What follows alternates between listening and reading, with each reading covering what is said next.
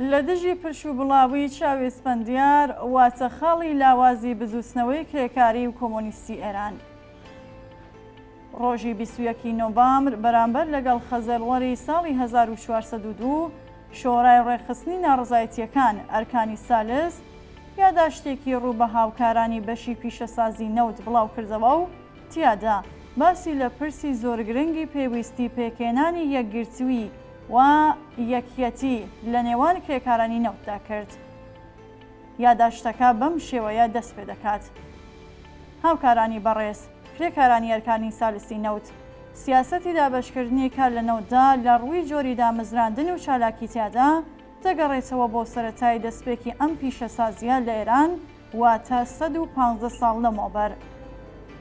سیاسەتێک بە ئامانجی هەڵاواردن و دابەشکاری چینایەتی لە نێوان کرێکارانی نەوتدا کە بەهۆی فرەچەشنی جاواکاریە سنفیەکان و ڕەشاوکردنی کار بەردەوام لە کەلێن و ناهەماهەنگی بۆ خەبات لە دژی یاسا دژە کرێکاریەکان لە نەوتدا کەڵکی لێوەرگیراوە. لەو یاداشتەدا هەروەها هاتووە لە ئێستادا کەردە جۆراوجۆرەکانی نەوت و هاوکارە فەرمی و گرێبەستیەکان و تەنانەت خاننشینانی نەوتیش بە کەڵگوەرگرتن لە دەرفەتی ڕێکخراوە سەربەخۆ سنفیەکان، سیاسەت و فێڵ و فریوەجیاکاریەکانی بەڕێوەبەرانی نەوت و ناوەندە ئەمنیەکانیان تێپەڕاندووە و لە حرەکەتێکی بوێرانە و هەماهەنگدا هەموو حەوتوێک ناڕزایەتی دەردەبڕن.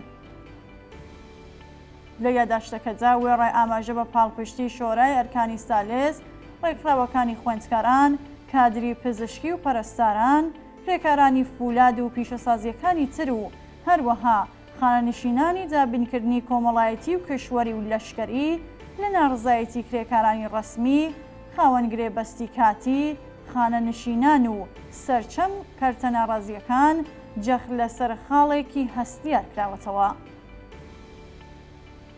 لە یاداشتەکەدا داواکراوەکە سەرجەم کرێکارانی نەوت بە شێوەیەکی یەکڕیز و یەکگرتوانە بە کرێکارانی فەرمی نەوتەوە پەیوەست بن و نەکەونە داوی هەوڵە دابەشکاریەکانی بەڕێوەبەران، ڕێکخراوە دەوڵەتیەکان و جێبەجێکارانی یاسا دژە کرێکاریەکان و بە واتایکی تر ئەو هۆکارانەی ڕەنج و چەساوی کرێکاران.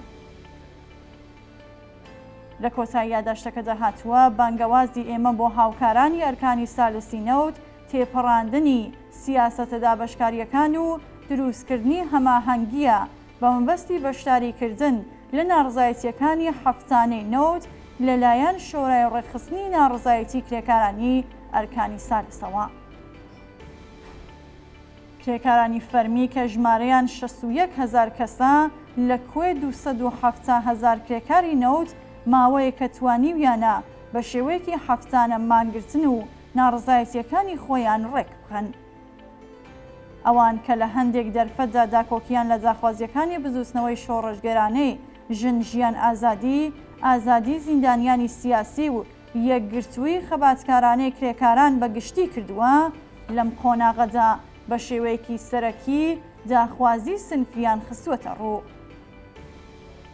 ئەوان خوازیاری جێبەجێکردنی مادەی 10 یاسای ئەرک و دەسەڵاتەکانی وەزارەتی نەوت و لابردنی سەقفی حقوقی و پێدانی مەزایە تایبەتەکان، لابردنی باجی زۆر لەسەر حەقدەست، زیادکردنی حەقدەست، پێدانی پاداشتی خانەنشینی، باشترکردنی خزمەتگوزاریەکانی خوشگوزەرانی و دۆخی تەندروستی، هەڵوەشانەوەی یاسا بنەڕەتیەکانی سندوقی نەوت و وەڵامدانەوە بە داواکاریەکانی دیکەیانن.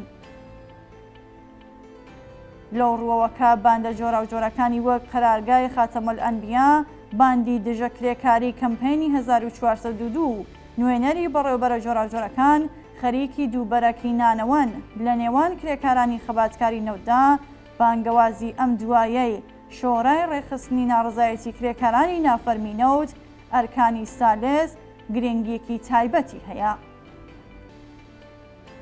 خەبات و ناڕزایەتی ڕوو لە گەشەی کرێکارانی نەوت واتە پیشەسازیەکی کە زیاتر لە 90% بوجەی دەوڵەت دابین دەکات، نەک هەر بۆ تەواوی بزوسنەوەی کرێکاری ئومێدبەخشە، بەڵکو گرنگیەکی تایبەتیشی هەیە بۆ سەرجەم هاوڵاتیانی خوازیاری ڕووخانی ڕەژیم. ئەوە کرێکارانی نەوت بوون کە ساڵی 1357 بڕبڕەی پشتی حکوومەتی پەهلەویان شکاند و بە دروشمی کرێکاری نەوتمان ڕێبەری سەرسەختمان لەلایەن خوازیارانی ڕووخانی ئەو کاتەوە پێشوازیان لێکرا. ئێستا بە چه هۆکارێک ڕۆڵی خەباتکارانەی کرێکارانی نەوت لە بزووسنەوەی کرێکاری و ئازادی خوازانەدا گرنگیەکی زۆرتریشی هەیە. ئەوە ڕاستەکە کرێکارانی نەوت لە ڕووی چەندایەتی و ئاستی ئاکسیۆنە داواکاریەکانەوە بە مەودایکی زۆر لە پێشەوەی بزووسنەوەی کرێکاریدا بوون. ئەو خەبات و ناڕزایەتیانە لە هەلومەرجی گەشەی بزووسنەوەی کرێکاریدا بەڕێوە چووە. پێویستە ئەوەمان لەبیر نەچێت کە خەباتی کرێکاری لەم ساڵانەی دواییدا و بە تایبەتی دوای هێوەربوونەوەی خەباتی شۆڕژگەرانەی ژینە بەیانگەری ئەو ڕاستیەیە کە کۆمەڵانی خەڵکی کرێکار، کرێکارانی وشیار، پێشڕەوان و هەڵسوڕاوان و چەپ و کۆمۆنیستەکان لە مەیدانی خەباتەکانی 40 ساڵی ڕابردوو لە دژی ڕژیم و سەرمایەداران لە هەموو ڕوویکەوە خاوەن ئەزمون و پێگەیشتووتر بوون. ئێستا ئێران وڵاتێکی تەواو سەرمایەداریە و سەرمایەداری و ئیسلامی سیاسی تیادا وەک هەموو شوێنەکانی تری جیهان نوقمی قەیرانی چارە هەڵنەگر بووە و لە ڕووی مێژوویەوە سۆسیالیزم و کرێکاران وەک هێزی دابینکردنی تەنیا چارەسەرە بۆ ئەو نەهامەتیە وێرانکەرەی کە سیستمی سیاسی و ئابووری زاڵ بەسەر جیهان و لەوانە ئێران بەسەر کۆمەڵانی خەڵکیندا سەپاندووە. ئێستا کرێکارانی ئێران و لە پێشەوەی ئەوان کرێکارانی نەوت ورزە خەریکن خۆیان لە ڕووی ئاستی هۆشیاری چینایەتی، هاوپشتی و هاوخەباتی، ڕێکخراوەیی و گرتنەبەری تاکتیکی خەباتکارانەوە ئامادە دەکەن بۆ ڕاپەڕاندنی ئەرکێکی مێژووی کە بریتیە لە ڕزگارکردنی کرێکاران و هەموو ستەمدیتوان و سەرجەم کۆمەڵانی خەڵکی زەحمەتکێشی ئێران. هەر ئاڵوگۆڕێکی شۆڕژگەرانە لە ئێران کە یەکێک لە ئاڵخەکانی بریتی بێت لە ڕووخاندنی شۆڕژگەرانەی کۆماری ئیسلامی لە ڕێگەی شۆڕشێکی جەماوەری بە ڕێبەرایەتی چینی کرێکار ناوچەکە بە شێوەیەکی ئەرێنی دەگۆڕێت.